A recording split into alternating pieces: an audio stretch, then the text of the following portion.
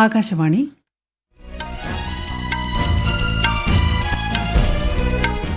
നമസ്കാരം. വാർത്തകൾ വായിക്കുന്നത് ലിൻസ സിറാജ്.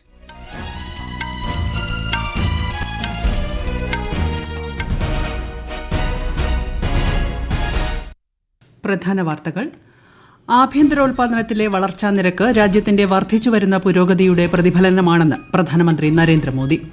വന്ദേമാതരത്തിന്റെ 150ാം വാർഷികത്തോടനുബന്ധിച്ചുള്ള പ്രത്യേക ചർച്ച നാളെ ലോക്സഭയിൽ. ചർച്ചയ്ക്ക് പ്രധാനമന്ത്രി തുടക്കം കുറിക്കും.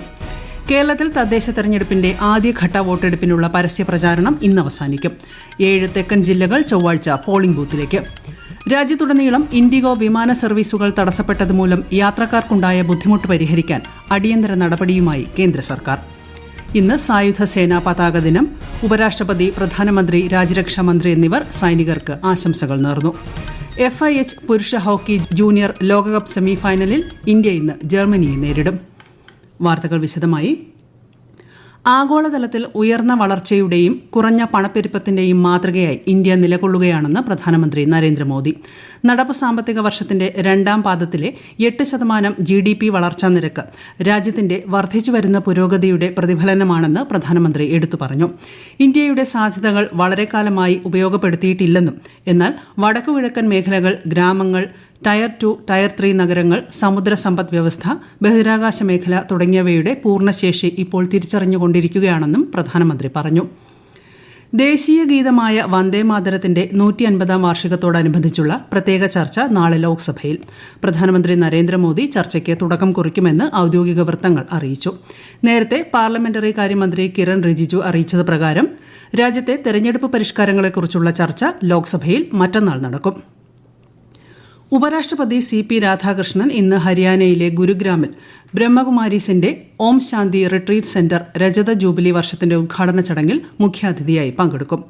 റിട്രീറ്റ് സെന്ററിന്റെ 24ാമത് വാർഷിക ദിനാഘോഷങ്ങൾ ഉപരാഷ്ട്രപതി ഉദ്ഘാടനം ചെയ്യും. സെന്ററിന്റെ 25 വർഷത്തെ ആത്മീയ സേവനം, ധ്യാന പരിശീലനം, മൂല്യാധിഷ്ഠിത സംരംഭങ്ങൾ എന്നിവയുടെ 1 വർഷം നീണ്ടുനിൽക്കുന്ന പരിപാടികൾക്ക് തുടക്കം കുറിക്കും. രാജ്യരക്ഷാ മന്ത്രി രാജ്നാഥ് സിംഗ് ഇന്ന് ലഡാക്കിലെ ലേ ജില്ലയിലെ ഷയോക്കിൽ വിവിധ അടിസ്ഥാന സൌകര്യ ഗതാഗത പദ്ധതികൾ ഉദ്ഘാടനം ചെയ്തു. ജമ്മുകാശ്മീരിലെയും ലഡാക്കിലെയും വിദൂര ഗ്രാമങ്ങളിലെ ഗതാഗതം മെച്ചപ്പെടുത്തുന്നത് ലക്ഷ്യമിട്ടുള്ളതാണ് പദ്ധതികൾ. തന്ത്രപരമായി പ്രധാനപ്പെട്ട ഷയോക്ക് തുരങ്കവും ബോർഡർ റോഡ്സ് ഓർഗനൈസേഷൻ നിർമ്മിച്ച നിരവധി പദ്ധതികളും ഇതിൽ ഉൾപ്പെടുന്നു. അതിർത്തി മേഖലയിലെ അടിസ്ഥാന സൌകര്യങ്ങൾ ശക്തിപ്പെടുത്തുന്നതിനുള്ള അചഞ്ചലമായ പ്രതിജ്ഞാബദ്ധതയുടെ തെളിവാണിതെന്ന് രാജ്യരക്ഷാ മന്ത്രി പറഞ്ഞു.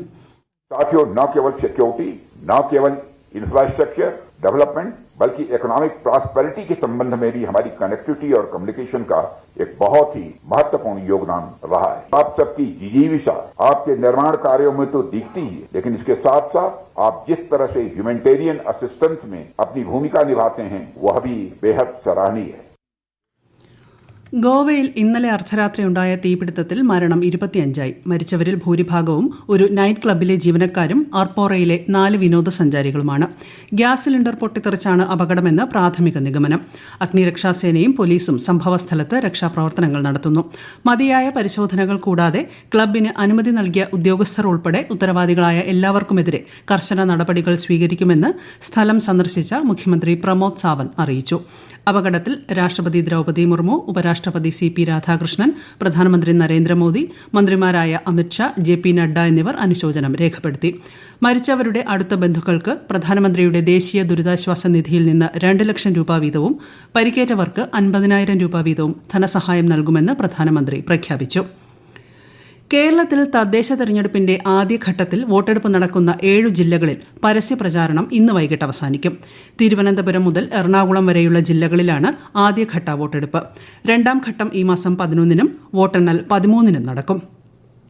തദ്ദേശ തെരഞ്ഞെടുപ്പിന്റെ വോട്ടെടുപ്പ് നടക്കുന്ന 9, 11 തീയതികളിൽ അതത് ജില്ലകളിലെ സംസ്ഥാന സർക്കാർ ഓഫീസുകൾ, വിദ്യാഭ്യാസ സ്ഥാപനങ്ങൾ എന്നിവയ്ക്ക് അവധി പ്രഖ്യാപിച്ചു. സ്വകാര്യ മേഖലയിലെ ജീവനക്കാർക്കും വേതനത്തോടെ അവധി നൽകണം. IT കമ്പനികൾ, ഫാക്ടറികൾ, കടകൾ എന്നിവിടങ്ങളിലെല്ലാം ഇത് കർശനമായി നടപ്പാക്കാൻ ലേബർ കമ്മീഷണർക്ക് സർക്കാർ നിർദ്ദേശം നൽകി. അതേസമയം വോട്ടെടുപ്പ് ദിവസം സംസ്ഥാനത്തെ കേന്ദ്ര സർക്കാർ സ്ഥാപനങ്ങൾക്ക് അവധിയില്ല. വോട്ട് ചെയ്യാൻ വൈകി വരാനോ നേരത്തെ പോകാനോ ജീവനക്കാരെ അനുവദിക്കും.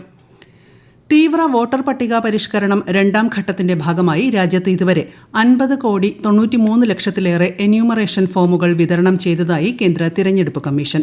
ഇതോടെ ആകെ 99.93% വോട്ടർമാർക്ക് ഫോം ലഭ്യമാക്കി. കേരളത്തിൽ ഇന്നലെ ഡിജിറ്റൈസ് ചെയ്ത ഫോമുകളുടെ എണ്ണം 2,68,25,143 ഉയർന്നു. ഇത് മൊത്തം വിതരണം ചെയ്ത ഫോമുകളുടെ 96.32%. ഈ വാർത്തകൾ ആകാശവാണിയിൽ നിന്ന്. ആകാശവാണി വാർത്തകളും വാർത്താധിഷ്ഠിത പരിപാടികളും all India radio news Thiruvananthapuram YouTube ചാനലിലും all India radio news Thiruvananthapuram Facebook പേജിലും AR News_ തിരുവനന്തപുരം ഇൻസ്റ്റഗ്രാം അക്കൌണ്ടിലും AR News_TVM X ഹാൻഡിലും ലഭ്യമാണ്. ഇന്ന് സായുധ സേനാ പതാക ദിനം. രാഷ്ട്രത്തിനു വേണ്ടി ജീവൻ ത്യജിച്ച ധീര രക്തസാക്ഷികളോടുള്ള ആദരസൂചകമായാണ് എല്ലാ വർഷവും ഡിസംബർ 7-ന് സായുധ സേനാ പതാക ദിനമായി ആചരിക്കുന്നത്. ദിനത്തോടനുബന്ധിച്ച് ഉപരാഷ്ട്രപതി CP രാധാകൃഷ്ണൻ 1 മാസത്തെ ശമ്പളം സായുധ സേനാ പതാക ദിന ഫണ്ടിലേക്ക് സംഭാവന ചെയ്തു. അചഞ്ചലമായ ധൈര്യത്തോടെ രാജ്യത്തെ സംരക്ഷിക്കുന്ന ധീര സൈനികരോട് രാഷ്ട്രം അഗാധമായ നന്ദി രേഖപ്പെടുത്തുന്നതായി പ്രധാനമന്ത്രി നരേന്ദ്രമോദി പറഞ്ഞു. സേനകളുടെ ധൈര്യം രാജ്യത്തെ സംരക്ഷിക്കുന്നുവെന്നും അവരുടെ നിസ്വാർത്ഥ സേവനം ജനങ്ങൾക്ക് ഒരിക്കലും വീട്ടാൻ കഴിയാത്ത കടപ്പാടാണെന്നും രാജ്യരക്ഷാമന്ത്രി രാജ്നാഥ് സിംഗ് പറഞ്ഞു. ഗുജറാത്തിലെ അഹമ്മദാബാദ് മുനിസിപ്പൽ കോർപ്പറേഷനിൽ 1,500 കോടിയിലേറെ വരുന്ന വിവിധ വികസന പ്രവർത്തനങ്ങൾക്ക് കേന്ദ്ര ആഭ്യന്തരമന്ത്രി അമിത്ഷാ ഇന്ന് തുടക്കം കുറിക്കും. ഭവന നിർമ്മാണം, അടിസ്ഥാന സൌകര്യ വികസനം തുടങ്ങിയ മേഖലകളിലെ പദ്ധതികളാണിവ. 881 EWS ഭവനങ്ങൾ, മിനി കായിക സമുച്ചയം എന്നിവ ഇവയിൽ ഉൾപ്പെടുന്നു. രാജ്യത്തുടനീളം ഇൻഡിഗോ വിമാന സർവീസുകൾ തടസ്സപ്പെട്ടതുമൂലം യാത്രക്കാർക്കുണ്ടായ ബുദ്ധിമുട്ട് പരിഹരിക്കാൻ അടിയന്തര നടപടിയുമായി കേന്ദ്ര സർക്കാർ. വിമാന സർവീസുകൾ റദ്ദാക്കിയ നടപടിയിൽ directorate general of civil aviation IndiGo കമ്പനിയോട് വിശദീകരണം തേടി. വിമാന കമ്പനികൾ യാത്രാ നിരക്ക് കൂട്ടുന്നത് തടയാൻ കർശനമായ പരിധി ഏർപ്പെടുത്തുകയും റദ്ദാക്കുന്ന ടിക്കറ്റുകളുടെ ഉടനടി റീഫണ്ട് നിർദ്ദേശിക്കുകയും ചെയ്തിട്ടുണ്ട്. വിശദാംശങ്ങളിലേക്ക്. തുടർച്ചയായ 5-ാം ദിവസവും യാത്രക്കാരെ വലച്ച സാഹചര്യത്തിലാണ് കേന്ദ്ര സർക്കാർ നടപടി. ഇന്നലെ മാത്രം 800-ലധികം ഫ്ലൈറ്റുകളാണ് ഇൻഡിഗോ റദ്ദാക്കിയത്. രാജ്യത്തുടനീളമുള്ള വിമാനത്താവളങ്ങളിൽ സ്ഥിതിഗതികൾ സാധാരണ നിലയിലേക്ക് എത്തുന്നതായും യാത്രക്കാർക്ക് ആവശ്യമായ സൌകര്യങ്ങൾ ഉറപ്പാക്കുന്നുണ്ടെന്നും എയർപോർട്ട് അതോറിറ്റി ഓഫ് ഇന്ത്യ വ്യക്തമാക്കി. റീഫണ്ടുകൾ ഇന്ന് രാത്രി 8 മണിക്കുള്ളിൽ നൽകണമെന്നാണ് ഇൻഡിഗോയ്ക്ക് വ്യോമയാന മന്ത്രാലയത്തിന്റെ ഉത്തരവ്. യാത്രക്കാരുടെ പ്രശ്നങ്ങൾക്ക് പരിഹാരം ഉറപ്പാക്കണമെന്നും നിർദ്ദേശമുണ്ട്. അടുത്ത 24 മണിക്കൂറിനുള്ളിൽ യാത്രക്കാരുടെ ബാഗേജുകൾ കണ്ടെത്തി കൃത്യമായി വിതരണം ചെയ്യാനും ഇൻഡിഗോയുടെ മന്ത്രാലയം നിർദ്ദേശിച്ചു. മുതിർന്ന പൌരന്മാർ, ഭിന്നശേഷിക്കാരായ യാത്രക്കാർ, വിദ്യാർത്ഥികൾ, രോഗികൾ, അടിയന്തര യാത്ര ആവശ്യമുള്ളവർ എന്നിവർക്ക് മെച്ചപ്പെട്ട സൌകര്യങ്ങൾ ഉറപ്പാക്കാൻ പ്രഥമ പരിഗണന നൽകണം. അതേസമയം ഇന്ന് 1,500-ലധികം വിമാനങ്ങൾ സർവീസ് നടത്തുമെന്നും 95%-ലധികം സർവീസുകൾ പുനഃസ്ഥാപിച്ചിട്ടുണ്ടെന്നും ഇൻഡിഗോ അറിയിച്ചു. News desk, Akashvani. രാജ്യത്തെ വിവിധ കേന്ദ്രങ്ങളിലേക്ക് 89 പ്രത്യേക ട്രെയിൻ സർവീസുകൾ നടത്തുമെന്ന് ഇന്ത്യൻ റെയിൽവേ. ഇൻഡിഗോ വിമാന സർവീസ് റദ്ദാക്കലും ശൈത്യകാലത്തെ അധിക തിരക്കും കണക്കിലെടുത്താണ് നടപടി. തിരുവനന്തപുരം വിമാനത്താവളത്തിൽ നിന്നുള്ള ഇന്നത്തെ 11 ആഭ്യന്തര ഇൻഡിഗോ വിമാന സർവീസുകൾ റദ്ദാക്കി. തിരുവനന്തപുരത്തേക്കുള്ള 5 സർവീസുകളും ഇവിടെ നിന്നുമുള്ള 6 സർവീസുകളുമാണ് തടസ്സപ്പെട്ടത്. FIH പുരുഷ ഹോക്കി ജൂനിയർ ലോകകപ്പ് സെമി ഫൈനലിൽ ഇന്ത്യ ഇന്ന് ജർമ്മനിയെ നേരിടും. ക്വാർട്ടർ ഫൈനലിൽ ബെൽജിയത്തെ പരാജയപ്പെടുത്തിയാണ് ഇന്ത്യ സെമിയിൽ പ്രവേശിച്ചത്. ഗുവാഹത്തി മാസ്റ്റേഴ്സ് 2025 ബാഡ്മിന്റൺ ചാമ്പ്യൻഷിപ്പിൽ സ്വർണ്ണ മെഡൽ ഉറപ്പിച്ച് ഇന്ത്യയുടെ തന്നെ സൻസ്കർ സരസ്വതും മിഥുൻ മഞ്ജുനാഥും തമ്മിലാണ് മത്സരം. വനിതാ സിംഗിൾസ് ഫൈനലിൽ തൻവി ശർമ്മ ഇന്ന് ചൈനീസ് തായ്പേയുടെ തുങ് സിയോ ടോങ്ങിനെ നേരിടും.